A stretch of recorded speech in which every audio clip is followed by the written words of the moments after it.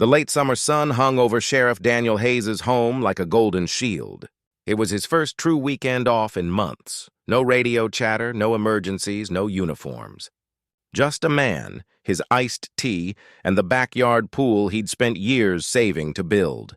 The water glistened, catching reflections of his house, modest but solid, like the man himself. He leaned back in his deck chair, eyes half closed, letting the quiet hum of cicadas and the scent of fresh-cut grass wash away the weight of duty. Then, from the corner of the yard, a harsh, nasal voice pierced the calm. "Hey, you can't swim there!" Daniel blinked, sat upright, scanning toward the sound. By his fence stood a teenage boy, maybe 16, wearing sunglasses too big for his face, phone already raised like he was recording. The tone, entitled commanding, wasn't a question. It was an accusation. Daniel slowly set his drink down and walked toward the gate, squinting in the sun. "Excuse me?" The boy scowled. "That pool's not allowed here. You're in violation of HOA regulations." Daniel's calm expression didn't crack, but something in his chest tightened. So much for a quiet day. The kid's name was Blake Henderson. Daniel recognized the last name instantly. Karen Henderson, the self-proclaimed queen of the HOA.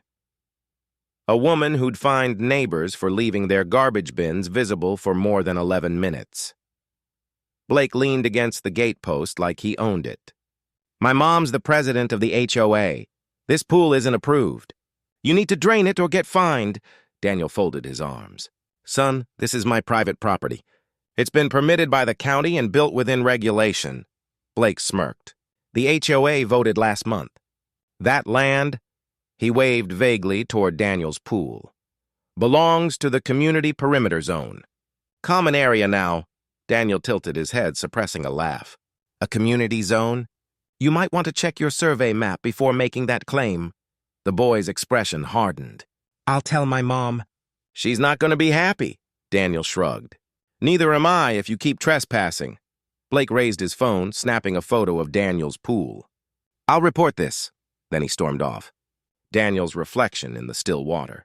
Serene, but now with the faintest crack of unease.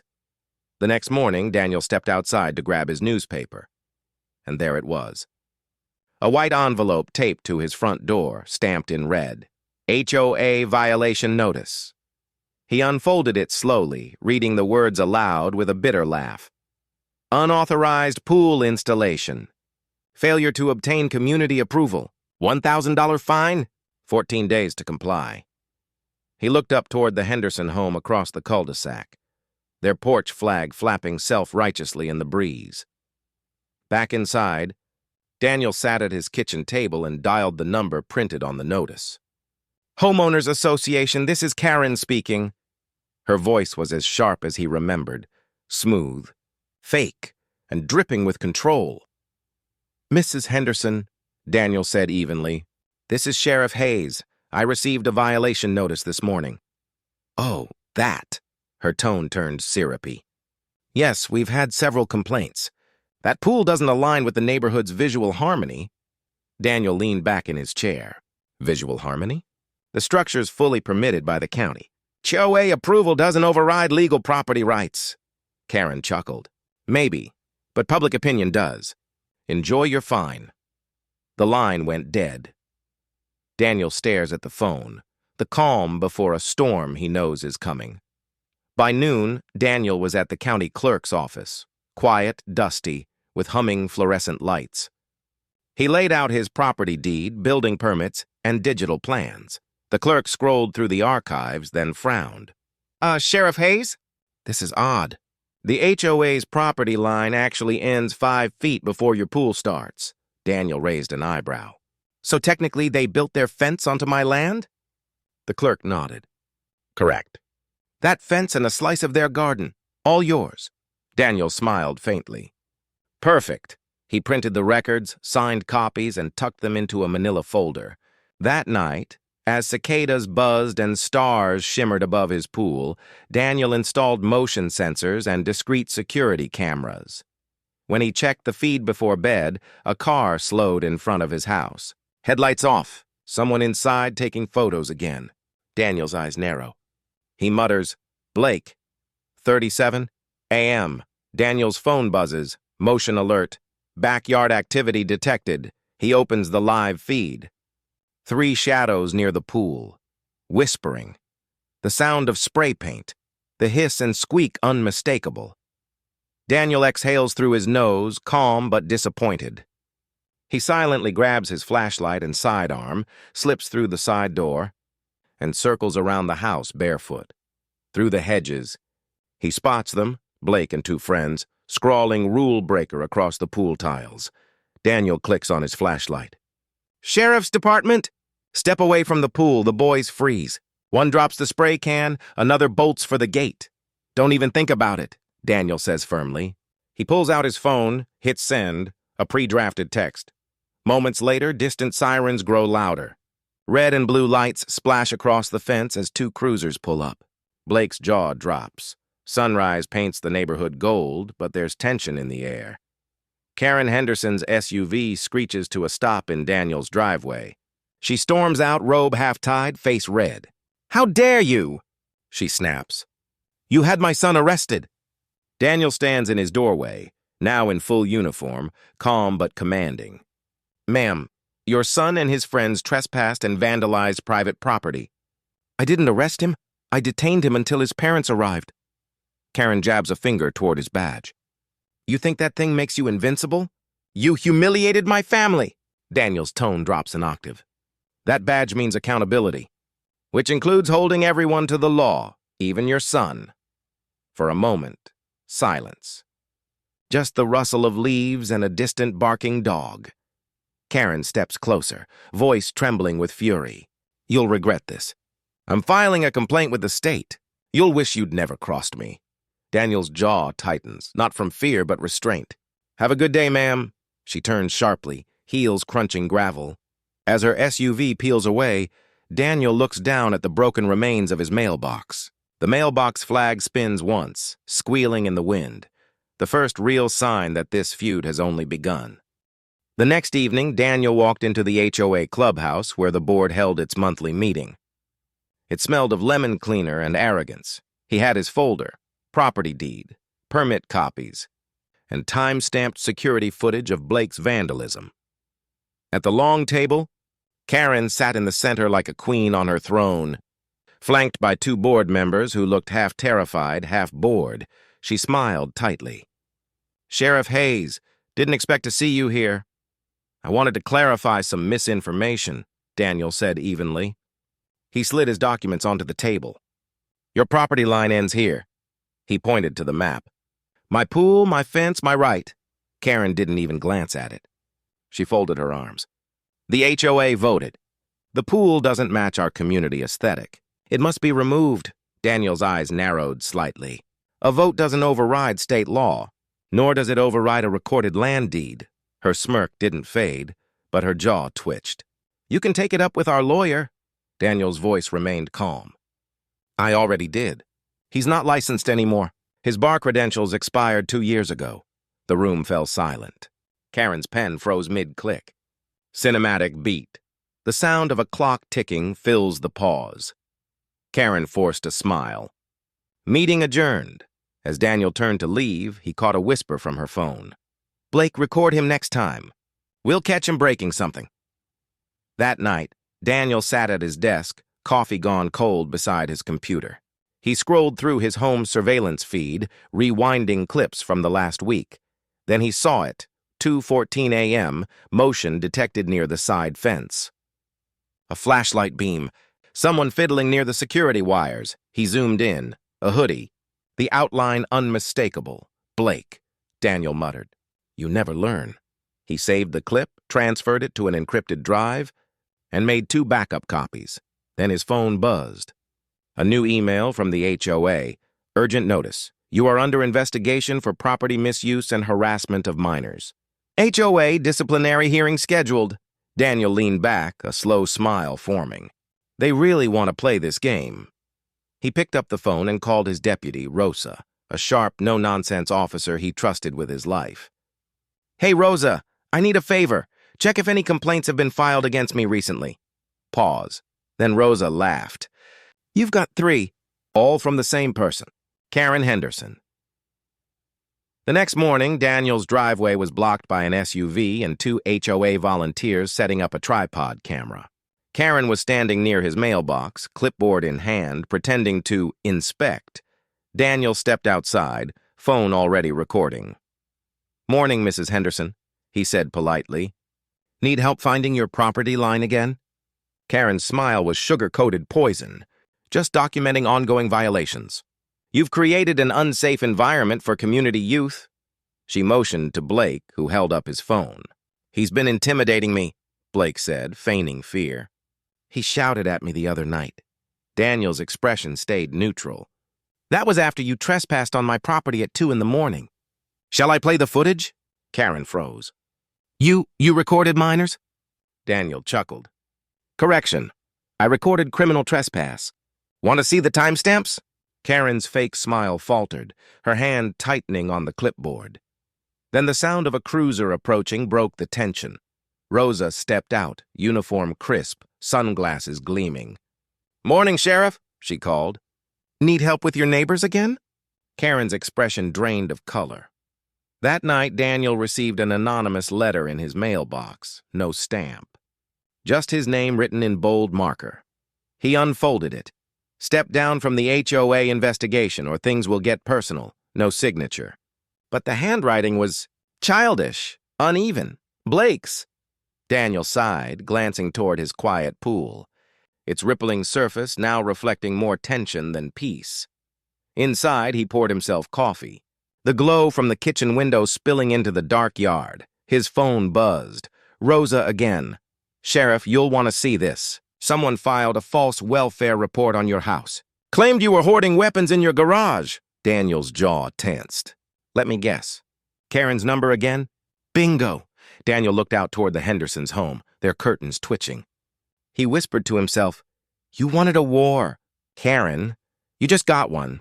The hearing was held in the clubhouse again, this time packed with curious neighbors whispering like it was a courtroom drama. Karen opened the meeting with a grand speech. Homeowners like Sheriff Hayes think they're above the rules. His behavior has brought disrepute to this community. Daniel stood, hands in his pockets, waiting for her to finish. When she gestured dramatically toward him, he calmly placed a USB drive on the table. May I? He asked. The projector flickered on, showing footage from his backyard. Blake and his friends trespassing. Karen's car idling outside at night. Karen recording him from her SUV.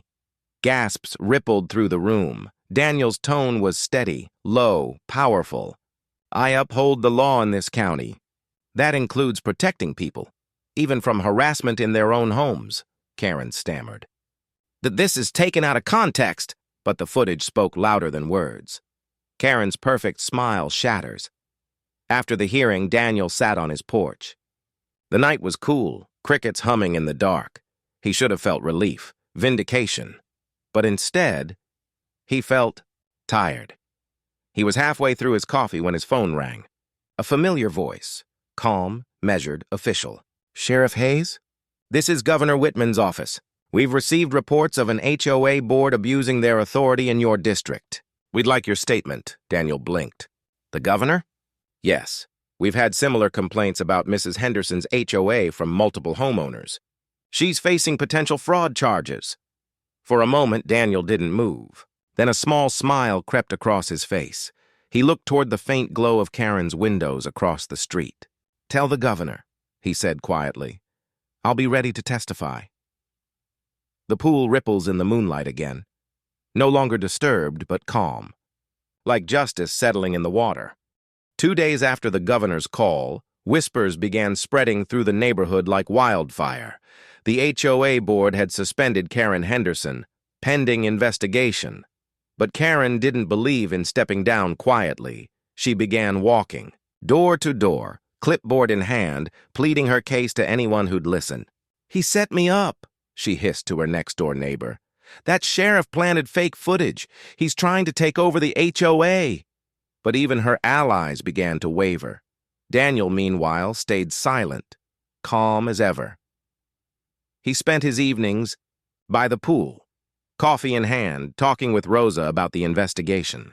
"Governor's office wants statements from every homeowner," Rosa told him. "They're finding discrepancies in HOA funds. Big ones." Daniel nodded slowly. "Misuse of funds?" Rosa nodded. "Tens of thousands in landscaping fees that don't exist." Karen, pacing inside her immaculate kitchen, shredding papers into her garbage disposal, the hum of the motor drowning out her trembling breath. A knock echoes through her front door. She freezes. "Mrs. Henderson? County Audit Division. We need to speak with you." Karen opens the door with a forced smile. Two state auditors stand on her porch, badges displayed. "Just routine questions," one says. "Can we step inside?" Inside, her living room looks perfect. Too perfect. Staged smiles in family photos, a trophy shelf for Blake's debate club, and a faint smell of lavender candles trying to mask panic. The auditors go straight to her filing cabinet. "We've got receipts for HOA spending that don't match bank withdrawals." Karen's hand twitches. "There must be a mistake." "Then you won't mind showing us your account ledgers?" Karen stumbles over her words. They're at the office." The older auditor leans forward. "We already checked." Silence stretches. Across the street, Daniel watches through his living room window. He doesn't smile, not yet, but there's a quiet satisfaction in his eyes. Then his phone vibrates. Text from Rosa. "Heads up, she's blaming you on record, claiming you hacked HOA files." Daniel's expression hardens. Then it's time to show them the truth. He reaches for the encrypted hard drive he's kept hidden since day one. In his office that night, Daniel connected the drive to his laptop. The glow of the monitor painted his face in cold blue light. Every clip, every timestamp, every act of trespassing, meticulously organized. But more importantly, hidden in his camera archives, one new file caught his eye: a car pulling into Karen's driveway at midnight. License plate registered to a former HOA contractor. Daniel zoomed in, adjusting the contrast. Boxes were being unloaded, marked documents. He copied the footage to a flash drive. By morning, he met Rosa outside the county courthouse.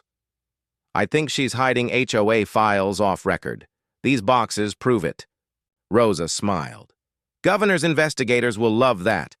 But before they could enter, a black SUV screeched to a halt nearby. Karen jumped out, red-faced and trembling. "You think you can ruin my life?" she spat. "You'll regret this." Daniel's tone was calm but ironclad. "I don't ruin lives, Karen. People do that themselves when they forget who they're accountable to." Karen pointed at him with shaking hands. "Then maybe you should remember who signs your paycheck, Sheriff." Within 48 hours, anonymous posts started popping up on neighborhood social media pages. "Local sheriff abuses power." "Corruption in our own backyard." "HOA president targeted by law enforcement." Karen's doing, obviously. But this time, Daniel didn't fight back publicly. He let her noise build, while the truth built stronger behind the scenes. Governor's investigators quietly gathered witness statements, including one from Blake's friend, who finally cracked. "Mrs. Henderson told us to mess with his pool cameras," the boy confessed. Daniel received the report through Rosa. He read it twice, expression unreadable. At home, his phone buzzed. Another anonymous text. "Drop the charges or we'll expose your secrets." Daniel chuckled softly. "I don't have any." He forwarded the message to the governor's office, adding one line. "Harassment continues. Recommend expedited action." Across town, Karen slammed her phone down, screaming at Blake, "Find where he keeps those videos before they destroy us." Late that night, motion sensors tripped again. Daniel checked the feed. A figure creeping along the fence, flashlight shaking. Blake. He sighed, slipped on his jacket and stepped outside. The air was still and heavy with dew. As Blake fumbled near the security post, Daniel's voice came low, almost disappointed. "I thought you learned your lesson the last time." Blake froze. His phone slipped from his hand. You can't arrest me again? I'm just checking something for Mom." Daniel stepped closer, holding up a small remote. With a click, every light in the yard illuminated. Floodlights, porch lamps, pool glow, turning night into day. "Funny," Daniel said, nodding toward the camera above. "Looks like you were breaking in." Blake's breath hitched. "Please don't tell her I got caught." Daniel studied him a long moment. Then quietly, "It's not me you should be afraid of anymore, son." Off-screen, faint police sirens start echoing and heading toward Karen's house. By dawn, 2 state investigators stood on Karen's porch, clipboards and warrants in hand. "Mrs. Henderson," one said, "you're under investigation for financial misconduct, obstruction, and harassment." She laughed, a bitter, manic sound. "You can't do this! I am the HOA!" But her laughter broke as she spotted Daniel watching from his own porch, silent, arms crossed, badge glinting faintly in the early sunlight. "You set me up!" she screamed. Daniel's tone was level, almost sad. "No, Karen, you set yourself up. I just hit record." Blake stood on the lawn, pale and silent, eyes darting between his mother and Daniel. The officers guided her into the waiting car. Karen's shouts echoed down the street. "This isn't over! I'll come back!" Daniel turned away, heading inside. He didn't need to watch the rest. Justice wasn't loud. It was quiet. Rosa called. "Sheriff, you'll want to see this. They found offshore HOA accounts in her name."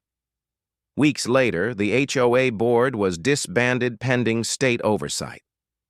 Neighbors began rebuilding trust, repainting mailboxes, greeting each other again, like life was healing.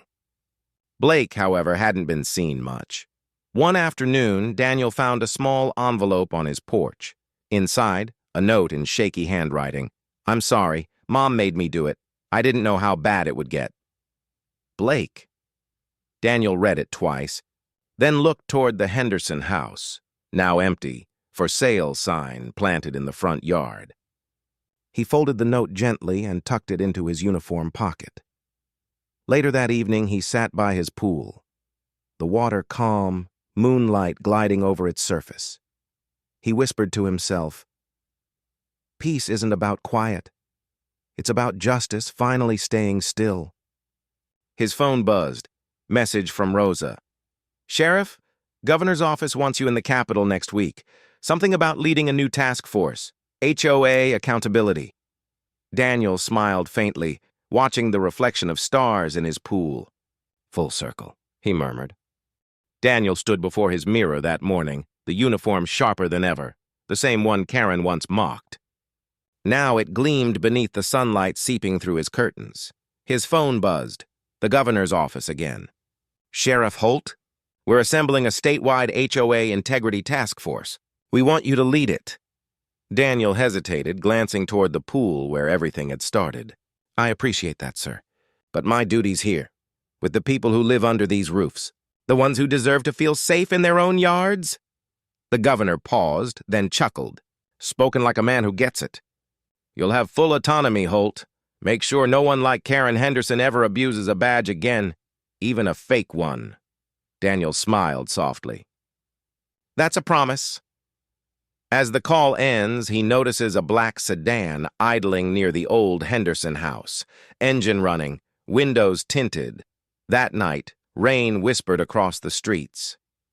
Daniel stepped onto his porch and saw movement, a figure standing at the edge of the Henderson driveway, drenched and shaking. Blake.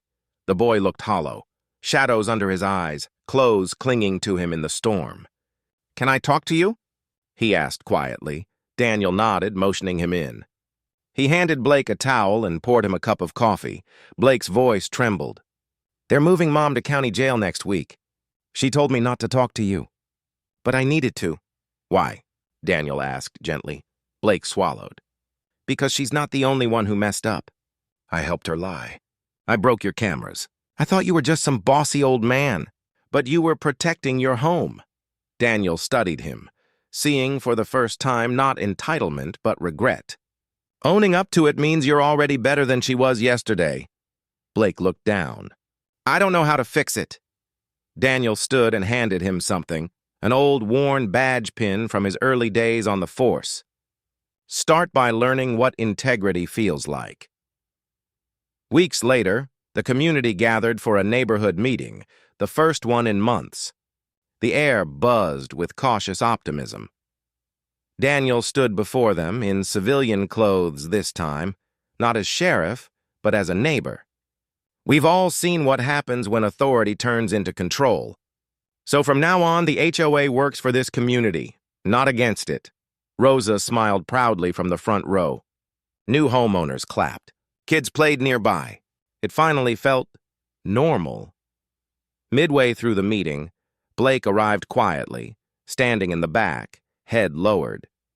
Daniel gestured toward him.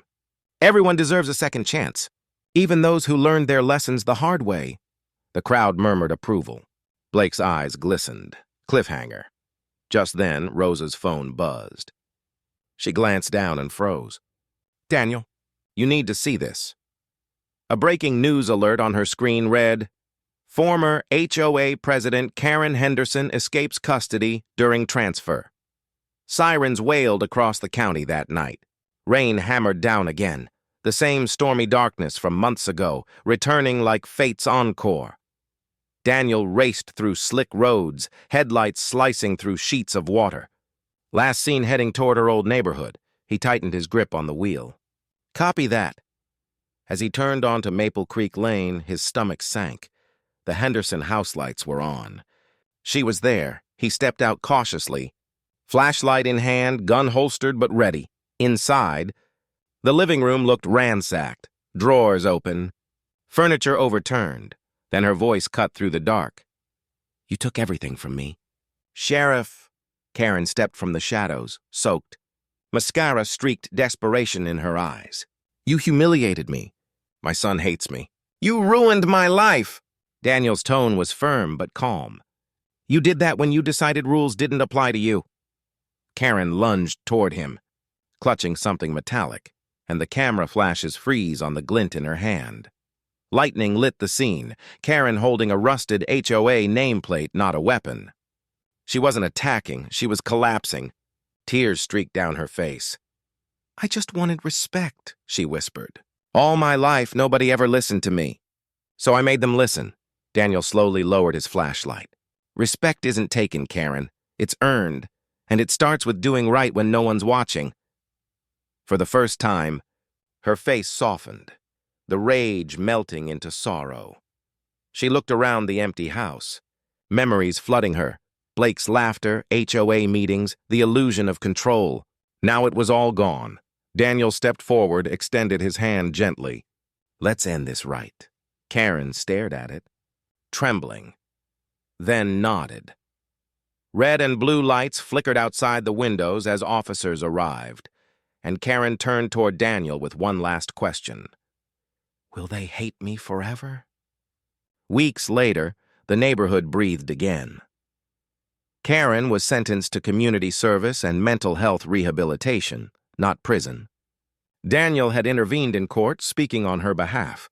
Accountability isn't vengeance, he told the judge. Sometimes justice means giving someone a chance to rebuild what they broke. Months passed. The HOA thrived under new leadership. Blake volunteered at community cleanups. Rosa was promoted to state investigator, and one golden afternoon, as Daniel sat by his pool with a cup of coffee, he saw something surprising. A letter in his mailbox from Karen Henderson. I'm sorry. I see now what I became. Thank you for stopping me before it was too late. KH. Daniel folded the letter, leaned back in his chair, and smiled faintly. The pool's reflection shimmered. Calm, pure, undisturbed, he whispered to himself. Peace isn't the absence of chaos. It's knowing it can't control you anymore.